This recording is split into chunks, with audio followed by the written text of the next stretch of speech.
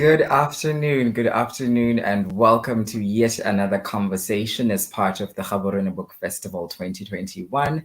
It is me, your host for this session yet again, Letshego Maremi, and it's been a wonderful journey so far, and I hope you continue to join us, you continue to stay with us as we explore more conversations around literature, African literature, and all that it has to offer. Remember to follow us on our social media pages, Gaborone Book Festival, at Gabs Book Fest on Twitter, and at Gaborone Book Festival on Instagram. Remember to tag us in your media, tag us in your uploads, tag us in your posts, and also to use the hashtag GBF21 and hashtag Aribale. Of course, this would never happen possible without the contribution of our sponsors, the Institute of Development Management, IDM. Thank you so very much for making this session possible. I'm very excited about this conversation that we're about to have because I think, there's a trope that goes around about how we Africans love to, we love to eat, we love our food. And so we're going to be going into a conversation about food.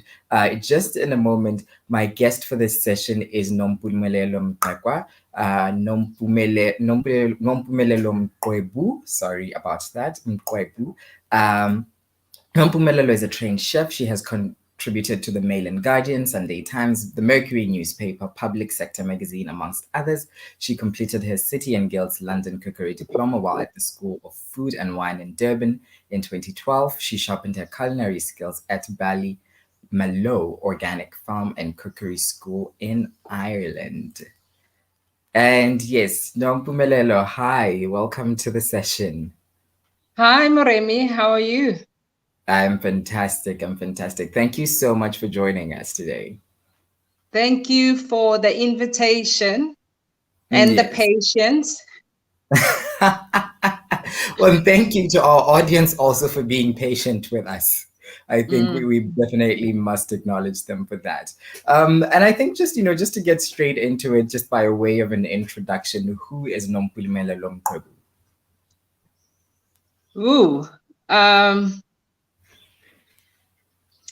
An awakened spiritual woman who is a mother of two sons, a professional chef, and a lover of Africa and everything to do with Africa. Absolutely. That's wonderful.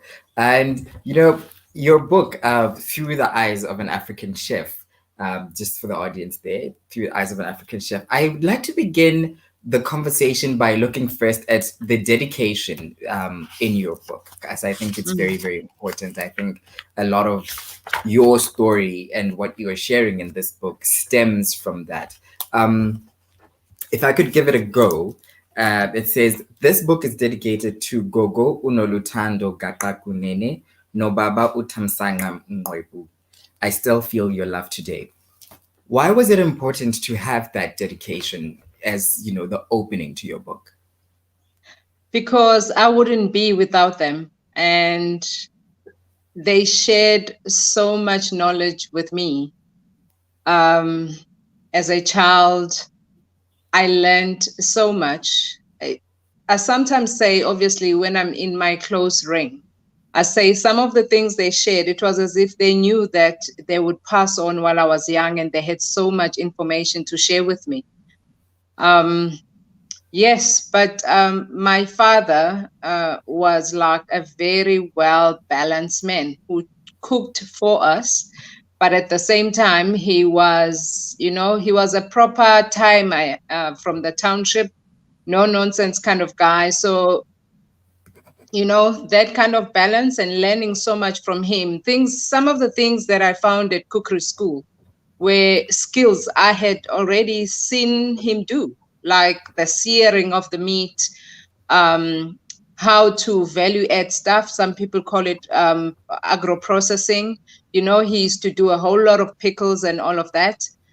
And as well, my grandmother ran what I always say, what Americans would call a diner today. I'm just wary of saying a restaurant because people would imagine, whatever. But it was more like a diner, like a family kind of restaurant. So those two people really birthed me in food. Mm-hmm.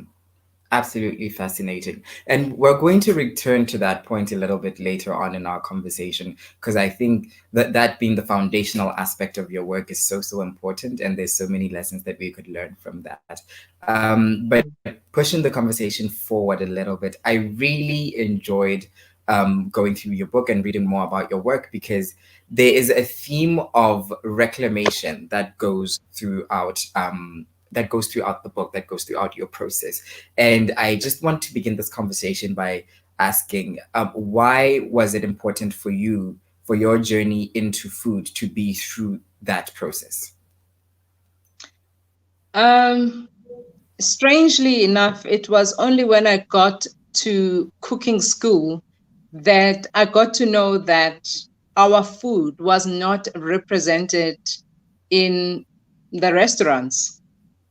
I obviously, for some reason, was walking in oblivion, assuming that whatever we were eating at home, it was similar to what everybody was eating around the country, everywhere. It was just an assumption. And I thought when I get to cooking school, we were going to get trained on indigenous food since we're in South Africa. And then I discovered, no, there's no such. I was being trained on French cuisine, American cuisine, and all other world foods, but ingredients that are indigenous to South Africa and culture. So that became quite a sore part for me. And I knew even before I left cooking school, I had to do something about it. Mm-hmm. Absolutely. And you went and then studied in Ireland. Yes. Absolutely. So the interesting thing then is you had this education in South Africa where the the training you were being given was very Western centric. And then you went to Ireland, and then, I can assume, I guess, the training there as well was much similar about the food, in terms of the food. But you then took that and sort of transformed it to bring us this African cuisine. And I just want to understand how you managed to take this sort of these Western ideas about cooking and food and make sure that and incorporate them into growing an African cuisine. Okay, let me start with Ireland. The reason why I went to Ireland as opposed to any other school anywhere else was because that at the time there was a huge debate around organic food. And people were saying it's not sustainable.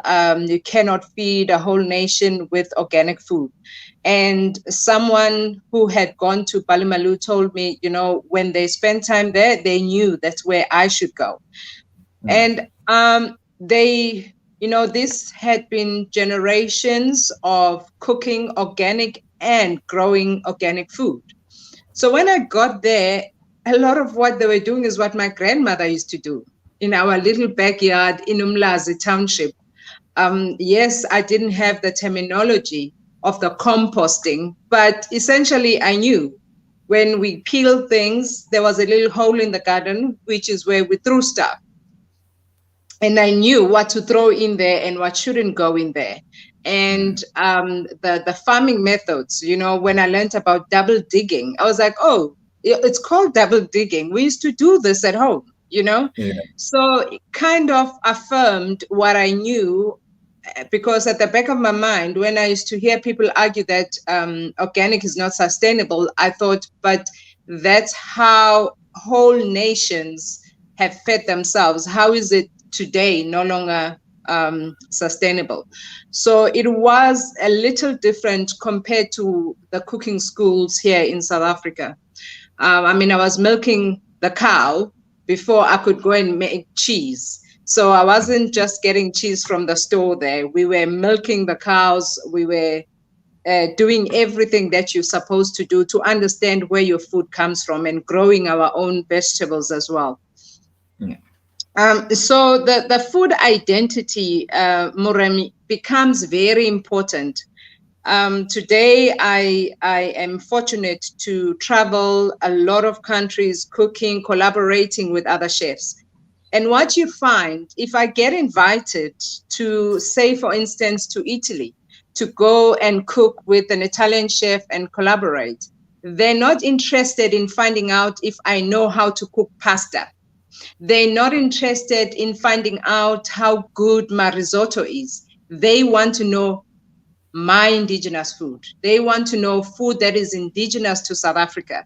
So as a professional chef, I had to have a food identity, because other places, for instance, when I was invited to Chicago, there were chefs from different parts of the world, including Greece, of which you would know tapas from Spain, and the food from Greece is very popular here. But that's not what they wanted from me. They wanted indigenous food that they do not know of. They wanted to know about my culture, not how well I can drip the Italian culture. No, that's not what they're interested in. So food identity is very important, because it's about who you are. And I found that it had been lost in South Africa. That tapestry was like destroyed. And it was also almost like we were content with that. We didn't want to wake a sleeping lion and like, no, it's fine. Let's not do it. It was almost unheard of to do that. Before I self-published, I did approach some big publishing houses, and I already was given feedback that there are certain recipes which would have to be removed, and there's certain recipes which are part of the narrative which I would have to put in the book to make sure that my book would sell. So it was all such things that made me decide, no, I'm not going this route. I'd rather publish myself and then know what I'm putting in this book and believe it's my truth. Aha. You know, as you're speaking about identity and you're speaking about this sort of gatekeeping then that happens when you are trying to tell your own story and trying to share your identity, the gatekeeping that happens, Hori, we can't have this, or for you to be legitimate, you need to include 1, 2, 3 in your recipes. How do you fight against that?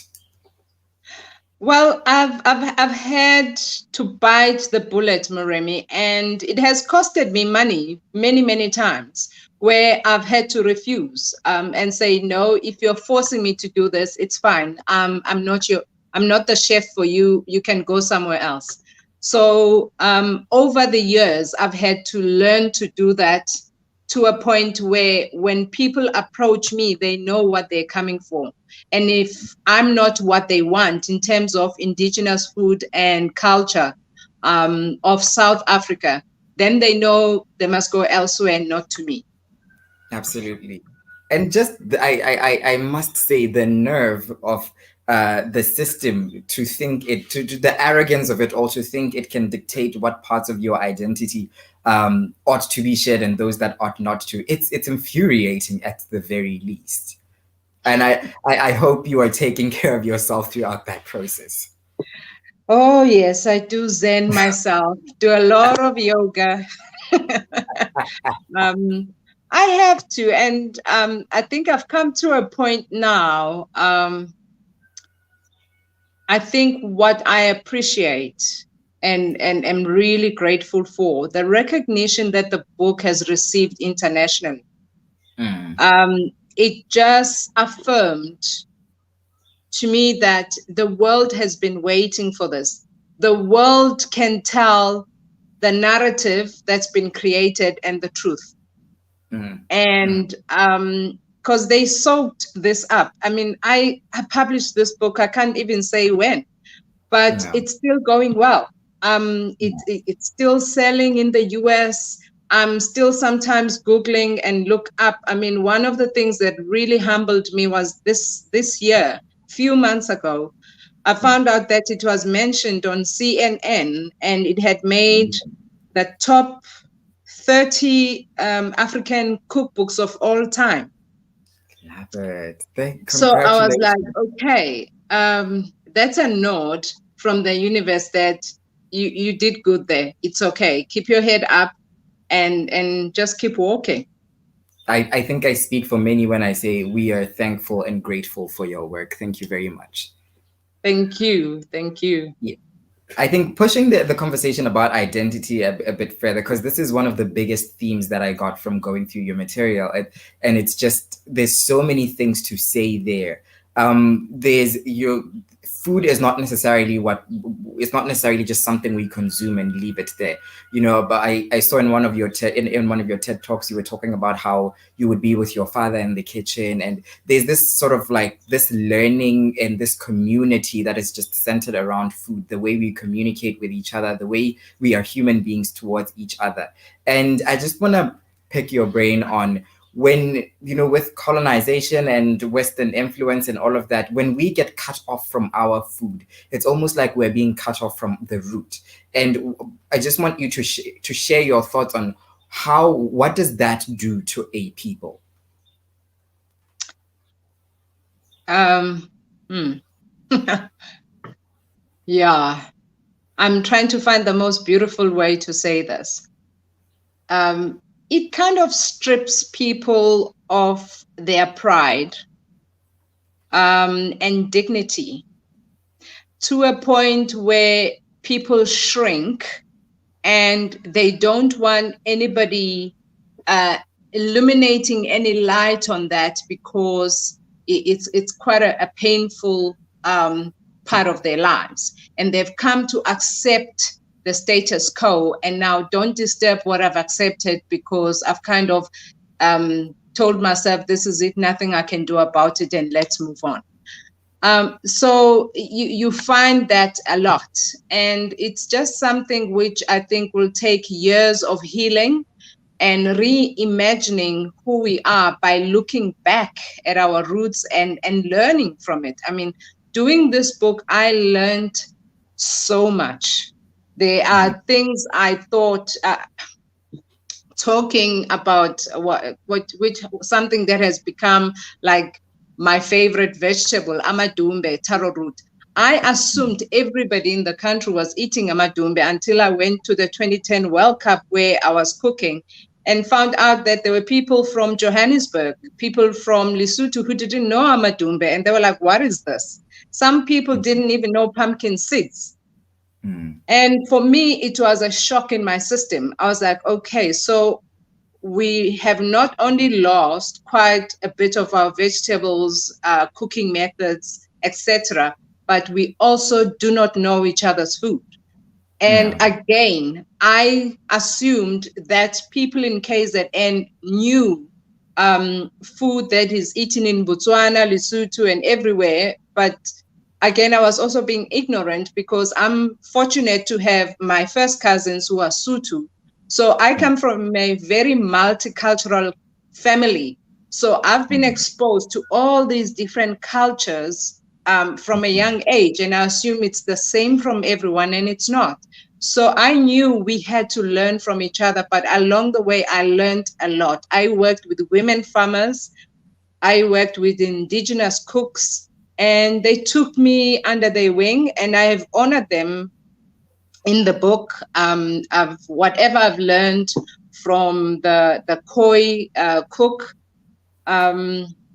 I've written her name there, and credit is to her for talking through those ingredients with me and cooking with me and showing me how they appreciate this food, as well as the indigenous cook from Limpopo, Oslizi Pizza. She has taught me so much. She even made me a vendor attire, which I now wear so proudly, and it's beautiful. So it is all of that. It's sad sometimes. It really is sad, and it really hurts when you see how people have been stripped of their identity and dignity, but they've kind of gotten, I think it's a survival thing where they've accepted it, and it's like, don't shine light on it. It's okay. Just leave things as they are. It's like, just keep moving forward and don't revisit the pains of the past. Yeah, That yeah, sort of yeah. thing. I think, you know, as you're talking, I'm sort of like having these thoughts about how my grandfather always used to say, you know, the hallmark of an African is that he speaks like the language of all the languages of his neighbors. And I wanted to just maybe extend to that. Then it's like, if we speak the language of our neighbors, then we also know the food of our neighbors. And through this food and through the language and through what we share together, we build this community around ourselves. And and food has always been such a communal thing. I think we eat when we're happy. When somebody's getting married, we eat. When somebody has passed on, we eat. When somebody's growing up, we eat. There's always something to celebrate or something to commemorate with food. And I think your work is very important in patching up those gaps that we have lost so far. Thank you very much for that. I just wanted to drive maybe the conversation a little further to say, when we speak about being cut off from identity and through the medium of food, um, in your experience or in how you see things, is there a link between the way we see our food and the way we see our food and the way we see ourselves? I noted in your book that you speak about how sometimes children won't even look at the food, right? Or when you were preparing a meal or you were being told how that African food doesn't present well, right? So those perceptions about our food, what do they do then to how we see ourselves? Phew, that's heavy. Um, you know, it I think over the years what I've learned is that it's also the background where we come from. Those past hurts and all of that have really affected us. And we kind of lose who we are. Like we lose who we are, and we do not understand how fortunate we are. I mean, when we talk, for instance, about African Americans, I don't know if you've watched that very amazing documentary they did on the food from the time they left Benin and the food today in the US. And seeing how Americans have created a culture and even kind of a language within English, but kind of their own language, the dress, the everything. And almost out of memory, having been removed from their own land and taken away from their people. And a lot of them don't even know their original names and surnames, like proper surnames, like your great-grandfather's surname from Benin. They have the surnames they have today. And what we don't realize, when we copy more of what they do rather than share who we are with them, we are also robbing them of that rich knowledge and culture that they could take away and enrich themselves where they are. And it kind of also it's said that we don't realize what we have, because we were fortunate that despite everything that we went through, we were still on our land. We were still connecting with the land. We still know our names, our surnames, our ancestral lineage is still intact. So we still have all that. So it kind of says our grounding is still quite solid, but we just need to recognize it, reconnect with it. And it's the only way we're going to build ourselves up. But for as long as we deny that or feel ashamed or shrink when we kind of consider that, we're not going to grow far. And for me, the sad part is that's what the world is interested in, who we are authentically. That's what they're interested in, not how well we can copy who they are. Yeah. Wow. Yeah. Wow. My mind is just completely blown because the more I listen to you speak, the more I realize that food is so inextricably linked to every aspect of who we are as a people. When you were saying, when you were talking about sharing more of ourselves with those who were displaced from the continent, forcibly displaced from the continent. It's I think of how in at least in my culture, um, dishing out of food is a very generous exercise. You Yeah. put a lot on a plate. That's how you show generosity. That's how you show a sense of welcoming, a sense of community. You put as much as this person would want or need. And if we're being generous with food in our culture, why can we not be generous with more, sharing more of ourselves with our neighbors and our brothers and sisters all across the world? And I'm just having these thoughts as I listen to you speak, and I'm getting goosebumps actually, because it's quite a deep level, spiritual, very hardcore conversation. And thank you so much for sharing those points with us. Thank you so much. It's been quite an insight. Well, thank you. Thank you.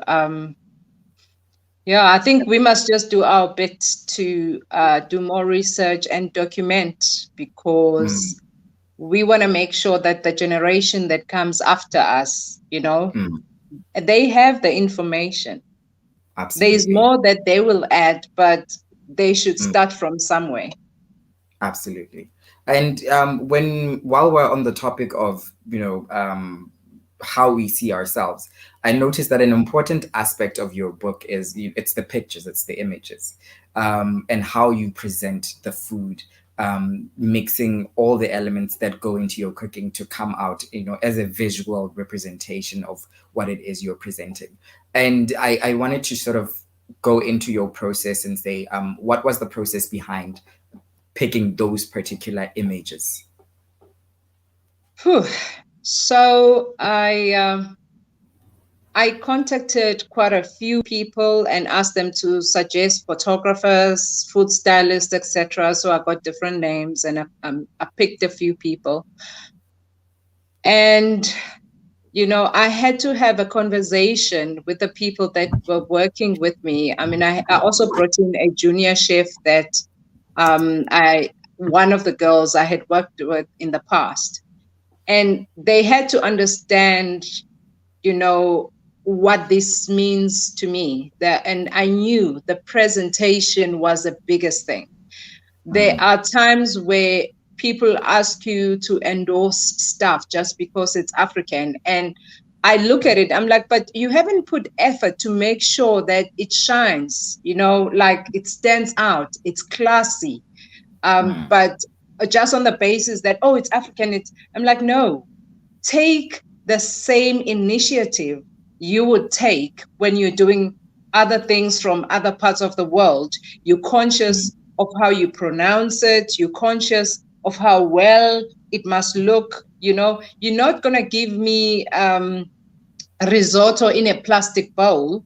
So mm, why are you demanding that I put my food in a plastic bowl? No, I'm not. I'm going to elevate it as well, because it's just as important.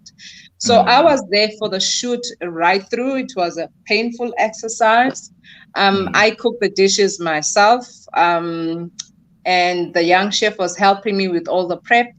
And obviously, at some point, I would also go away, because the photographers take forever. To just take one shot could easily take 3 to 4 hours.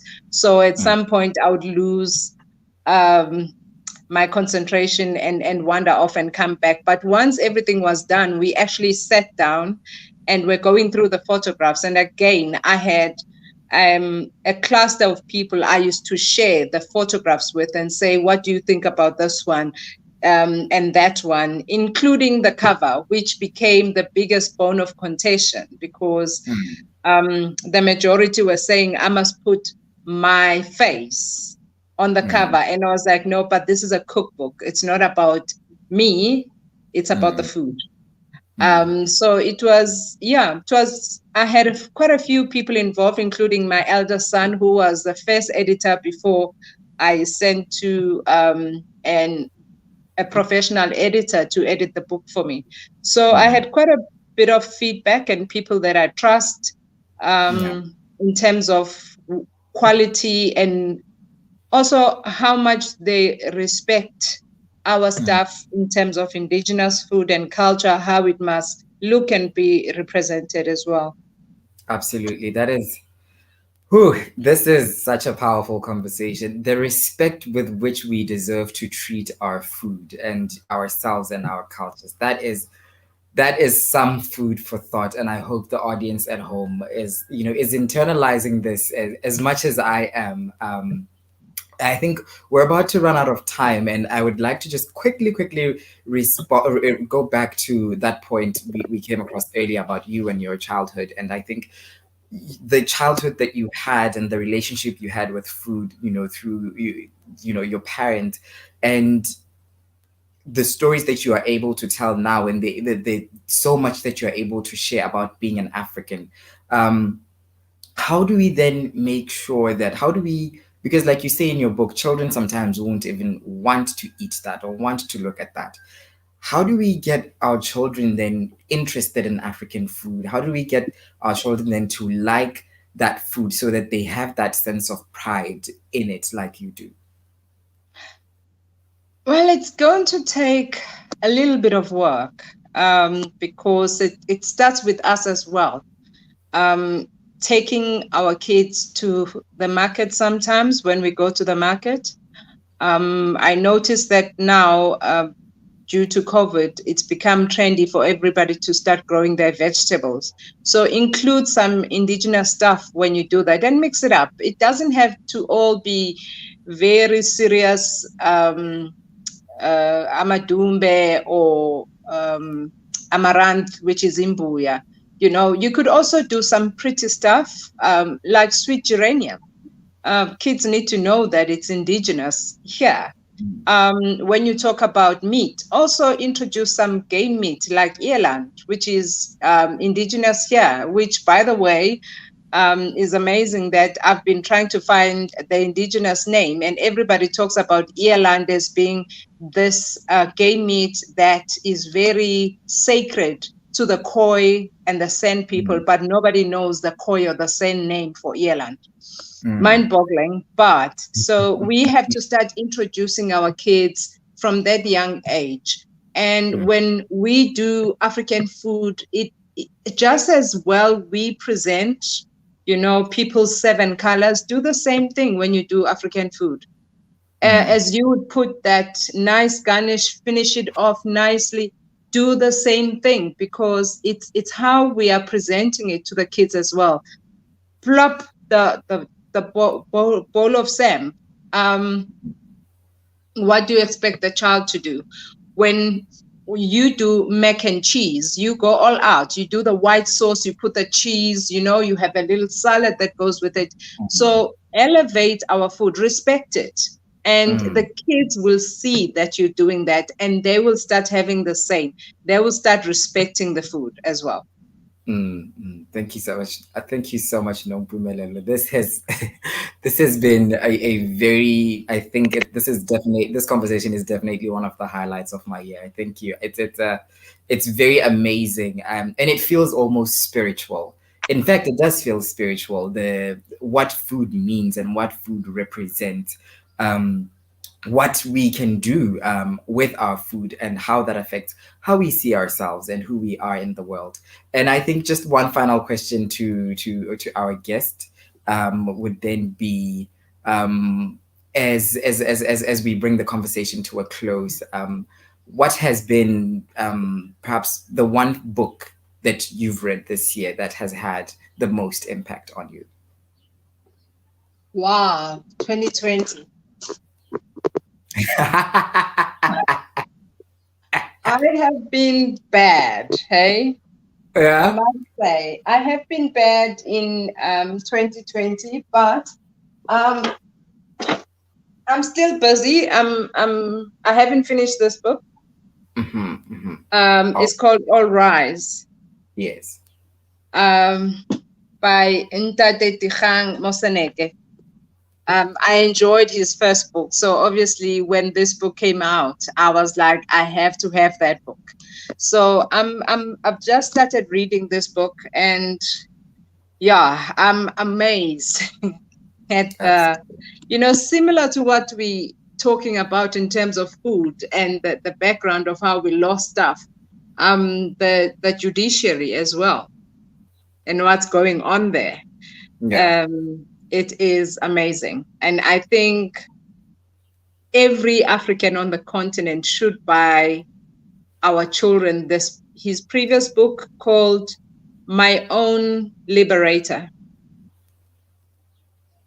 My Oh, Own Liberator by Dikgang Moseneke. I think every child should read that book because I think if we have that mentality and yeah. know that we liberated ourselves, how we Yeah. do things, how we follow on things will be very different.